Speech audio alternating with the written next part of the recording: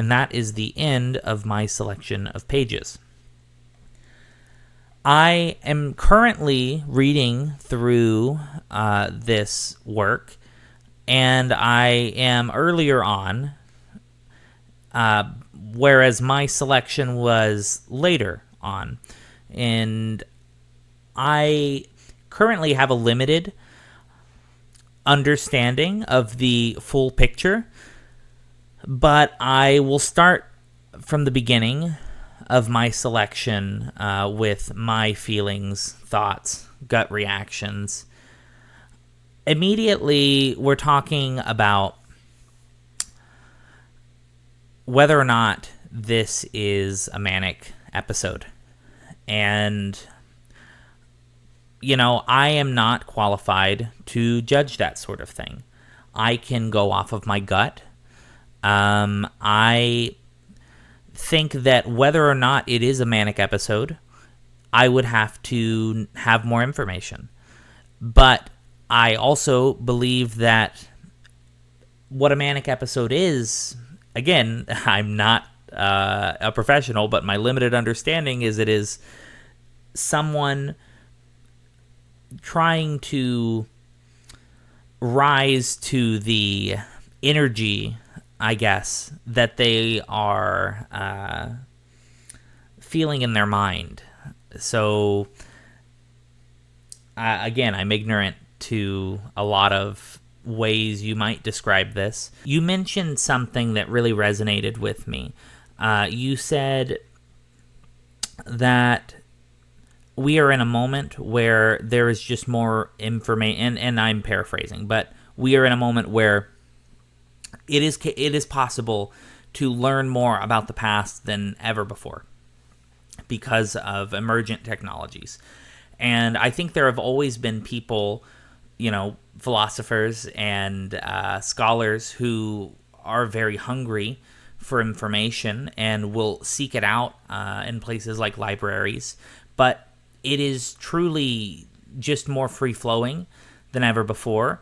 And so I do think we sit in a unique place to be able to look back and observe it all and make sense of it. So while my spirituality is different from this, I can see similarities between things that I believe. I like to think about a work of fiction that I consider to be a strong model for the human experience and spirituality. And it's an anime. It's called Neon Genesis Evangelion. It is largely about the things that keep us from being able to communicate with each other, and people who need connection, different attachment styles, people who can't connect with others and push people away. I think that it's also very similar to the funk in that we are all one being, right? But we are separate, and that is the reason for pain. We are. It's this illusion that we're a different being, but we are the same. Where I am, I struggle to know if I believe that literally. I don't know that I care to understand whether or not it literally is that we are different, the same being. I don't know if that matters. I think to me what matters is what you can do by thinking that way. Sean, we met at Station Theater, and the reason that we met there is because you and I both at some point sought out a place to perform. And at that moment, the way I would understand it, with my kind of patchwork of different woo-woo spiritualities, is I would say that we were vibrating, right, in a similar frequency, where we ended up with a lot of people who wanted the same thing. And, I'm familiar with, the law of attraction and that sort of thing. And that seems to be an aspect of your model. One thought that I had is when you mentioned to Kindle, you said that you wanted to make sure that you were explaining it as well as you could and that you would get better at it. And I think that when you're discussing these, big concepts, like, the underlying forces of our universe that we don't yet understand, I think that it is hard to be brief. But I think, unfortunately, brevity is the key to understanding.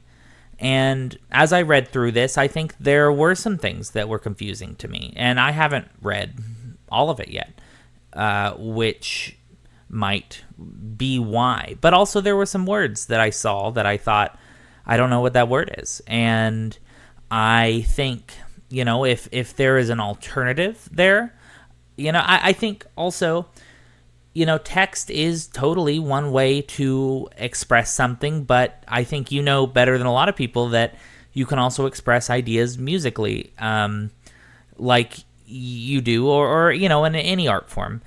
And I think sometimes that can be a more clear way to get the message to people. I think about that a lot, like with a lot of religions that exist. I think that really what they're doing is they're putting it in a way that is digestible. We can set easy rules, and I don't know. This isn't a religion necessarily, as far as I know. But what this is it's definitely spirituality and a framework and a potential for furthering human connection in the same way. I think that the truth is, regarding the manic aspect of this, we have to rest. And as long as you are taking care of your body, I think you are welcome. and hell, welcome. You're welcome to do whatever you want. No one can make you even be well, But because we care about you, I think just the people that care about you want to know that you are taking care of your health. And when you see something that does look manic, it can just be alarming. I think ultimately, as far as getting the message out to people, what you've learned, I think you might end up having to accept that a lot of people, and maybe you already have, that a lot of people are not going to ever want to introspect in that way. I think that a lot of people's experience with unwell people can make them hesitant to approach something that they think resembles manic behavior. I think that if this resembles manic behavior, it is either because it is a little bit manic, which isn't, it's a human thing to be manic. I don't have any fancy diagnoses, but I certainly experience manic moments. I used to forego sleep to stockpile, comedy movies, and just so I would be an encyclopedia. And it wasn't healthy, but I am also who I am because of it. And so like I don't, it is what it is, right? It's all a part of it. So I can totally get behind that sort of idea, that it is all a part of it. It's the little, it's the cough at the symphony, that's part of the whole experience. I think that reading these pages definitely has me interested in your broader message. I am concerned that maybe there will be parts that I don't quite understand. Probably because, they make a lot of sense to you because, they're your ideas. Sometimes I will try to explain something and it is very clear up here and it's just not coming out exactly the way I planned. So yeah, I don't know. I think that over time, if you can whittle this down to less and less words, you will probably achieve your goal of communicating it to more people. I think it's also true that some people are not going to be able to distinguish this from an actual manic episode. I mean, why would they? They're not qualified to do so. But also, when you smell it, you get worried, and I think you already know that that's just someone caring about you.